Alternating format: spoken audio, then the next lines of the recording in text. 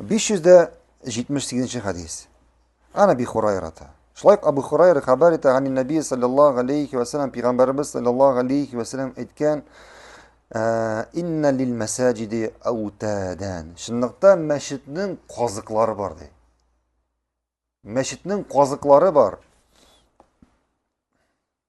Yani meşitte kazık sıman kişiler var dey. Kazık sıman kişiler var dey. El melaiketu cülesâukum.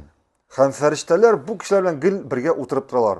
Yani bu mındaydı gil meşitte bulgan kişiler turnası var ha. Yani özlerinin küp vakitlerin meşitte uzdurgan kişiler turnası var ha.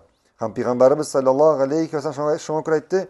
Şındıkta meşitte kazık sıman kişiler vardı. Hem ferişteler gil şu kişilerle oturarlar. İn gâbu yeftakdûnehum. Eğer bu kişiler gitseler meşitten, ferişteler onlarını yugaltalar. Ve in maridu adukum. Eğer bu kişiler avırtsalar, şirleseler, ferişteler kilip onların hallerini bileler. Ve in kanu fi hacetin a'anukum.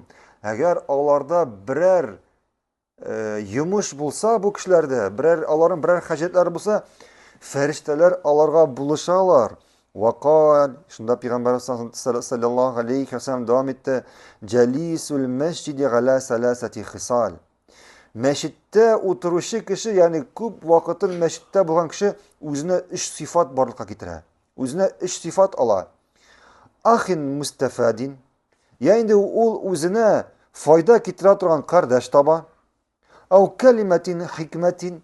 Yani hikmetli sözler işte. Ev rahmetin muntaziratin. Yani bu kişinin nindidir yaxşılık küte. Yani bu kişinin nindidir yaxşılık küte. Şuna göre bu meşitte bulunun fazileti. Bu meşitte özün meşitke tapşıran, kübrek vakitin meşitte uzduran kişilerinin fazileti. Allah'a alim.